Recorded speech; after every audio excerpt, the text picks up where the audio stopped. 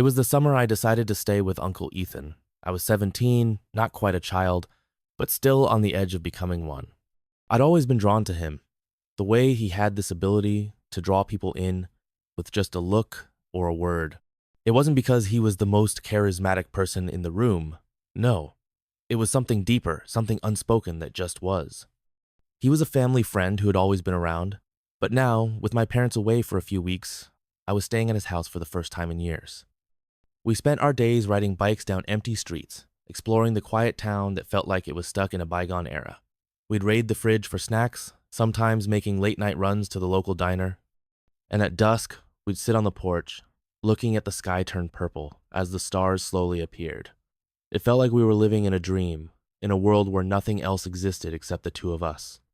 Uncle Ethan wasn't technically my uncle, but everyone called him that. He was a little older than the rest of the family, and I was always the one closest to him. There was an allure about him, something I couldn't quite explain. He had a quiet confidence that made people want to be near him, to listen to him. That charm, that magnetic presence, it was always just a little more powerful when it was directed at me. One evening, I was out on the back porch, lying on the wooden floor, fiddling with an old music box I'd found in the attic. It had been broken for as long as I could remember, but I liked the feeling of trying to fix things. Maybe it was a way of distracting myself, I wasn't sure. I had no reason to be particularly interested in the music box except that it felt familiar, almost like something I was meant to do. I was so absorbed in what I was doing that I didn't hear him approach. "You're hiding something, aren't you?" his voice came, smooth as silk, breaking the silence. I froze. He stood there in the doorway, watching me with a knowing look. I quickly hid the music box behind me, my heart racing. "No, nothing," I said, though I knew I sounded guilty. A soft chuckle escaped him as he walked over to the chair beside me. He looked at me thoughtfully for a moment. "You know," he said, his voice lowering a little, "sometimes you have to look in places you never thought to. There's more to life than what's obvious. It's easy to miss the magic in the everyday." I shrugged, trying to act nonchalant. "There's not much to do around here." His smile grew. "Maybe you're looking in the wrong places." He leaned closer, his eyes locking onto mine. "I think I have something in mind. Something that will shake things up a bit." He paused as though trying to gauge my reaction. "But it's not for everyone, only for someone I can trust." There it was again. That feeling.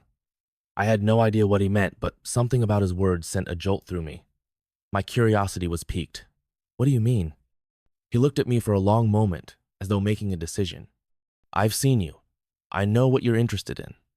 He paused again, his gaze shifting briefly to the ground before meeting mine once more. "We'll talk later." And just like that, I was hooked. My mind raced. Whatever it was, I needed to know. But he didn't say anything more, and after a few minutes of sitting in silence, he simply got up and walked back inside, leaving me in the fading twilight. The next few days were strange. Every time I saw him, my mind wandered back to that moment. The things he had said, the way he looked at me, it felt like a secret world was opening up between us.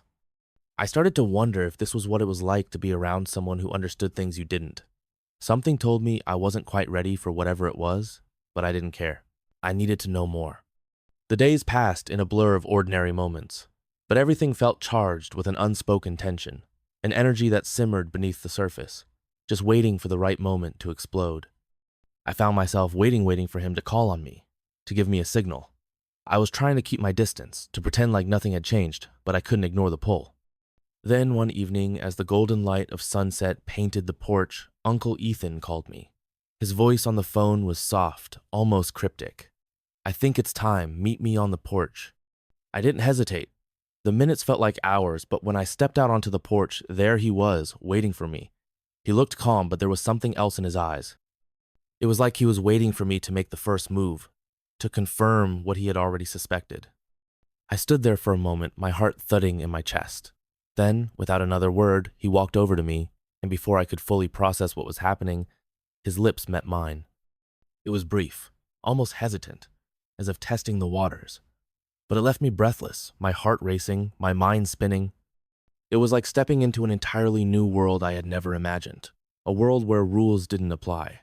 The world I had known seemed to fall away in that instant. There was only him and me. But as quickly as it had started, it was over. He stepped back, his expression unreadable. I opened my mouth to say something, but nothing came out. He was already moving toward the door, as if nothing had happened. "We'll talk later," he said, his voice soft and distant. And just like that, he was gone. I stood on the porch, the remnants of the kiss still tingling on my lips. I had no idea what had just happened, but I knew one thing for sure. Things were never going to be the same again. The moment we shared was something I couldn't undo, something that would linger in the air between us for as long as I stayed there. The days after that kiss felt different. It was like a barrier had been broken, but I wasn't sure whether it was a good thing. I went through the motions, waking up early, helping Uncle Ethan with small tasks around the house, and doing everything I could to avoid the weight of what had happened. The kiss had been fleeting, but it had planted a seed, and now it felt like it was growing into something unmanageable. I tried to bury the thoughts, focusing on the small details, the creak of the floorboards, the hum of the refrigerator, the simple rhythm of daily life, but it wasn't enough to keep the questions at bay. Every time I looked at him, I felt that same pull, that strange energy. He wasn't acting any different, at least not outwardly. But I could see it in his eyes, that quiet, unspoken acknowledgement that something had shifted. He would catch my gaze, his expression soft, almost as though he was waiting for me to bring it up. But I couldn't. I didn't know how to ask him what it all meant, what we were now. It seemed like everything had changed, but it also felt like we were pretending nothing had.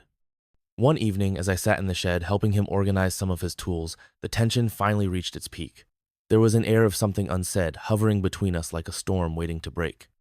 The workbench was cluttered, and I could feel him behind me, his presence like a shadow. I knew he was watching me, but I didn't have the strength to turn around. "Can we talk?" His voice was quieter than usual, and I knew then that we couldn't pretend anymore.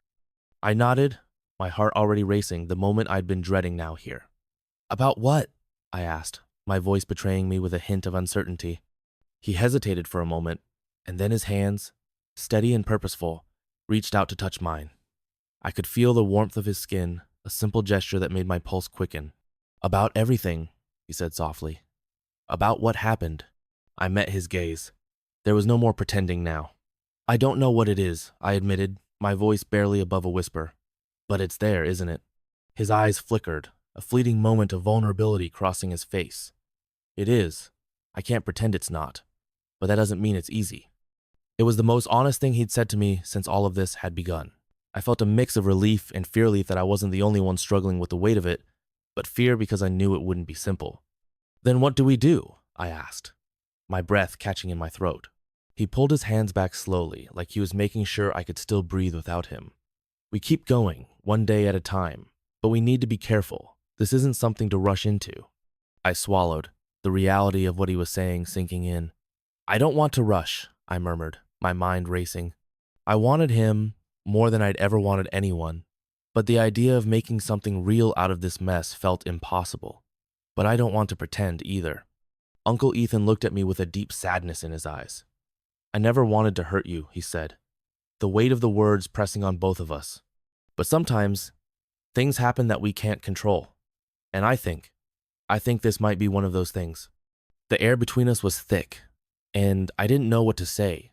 I felt like we were standing on the edge of a cliff. One wrong move and we'd fall. But I couldn't bring myself to step back. We sat in silence for a long time, neither of us daring to break it. I could feel the distance between us, the space that had been created by our own actions. It wasn't comfortable, but it was necessary. The reality of the situation had set in. Whatever this was, it wasn't something we could keep hidden forever. Later that night, I lay in bed, staring at the ceiling. I could hear the quiet hum of the house, the distant sounds of the world outside. The weight of everything hung heavily on my chest. I wanted to be with him, more than I could express, but there was a part of me that wondered if it was worth the risk. What would happen when our time together came to an end? What if I was just setting myself up for heartbreak? The days that followed were a blur of stolen moments. We'd share quiet glances, our fingers brushing in the kitchen, but each time, we would pull away quickly, afraid to make the next move. The distance between us felt like an invisible force field, and the tension that once seemed thrilling now felt suffocating. But then, one afternoon, something changed. I was sitting by the lake, lost in thought, when I heard footsteps behind me. I didn't need to turn around to know who it was. Uncle Ethan's presence was unmistakable. He sat beside me without saying a word, the silence between us comfortable but loaded. "I can't stop thinking about what you said," I finally confessed, my voice barely more than a whisper, "about taking it one day at a time. But what happens when the days run out? When we have to face the future?" He didn't answer right away, his gaze fixed on the water. The setting sun cast a golden glow across the lake, and for a moment, everything felt peaceful. But I could see the conflict in his eyes. "Maybe it's enough just to be here," he said quietly, almost to himself. "Maybe this moment right now is all we can control." His words felt like a balm to the rawness inside me, but they also left a gnawing uncertainty. "I wish I could believe that," I said, turning my gaze to the water as well. The ripples caught the light, and for a second, everything felt like it made sense. But in the back of my mind, I knew we couldn't stay here forever.